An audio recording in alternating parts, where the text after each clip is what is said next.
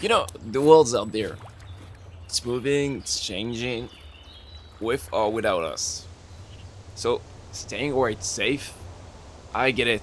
It's comfortable. I mean, look at me, buying my gear, my drone, my camera, just to use them and look at the same walls. And we're already halfway through 2026, and I've barely scratched the surface of where I wanted to go. So you don't need some massive 10-year plan just to start. You just need to pick a direction and move. Even if you don't get exactly where you wanted, you still end up with something to tell. And honestly, that's the whole point. You get to tell stories. So you can stay, or you can just come along and see what happens. Your call. See you out there.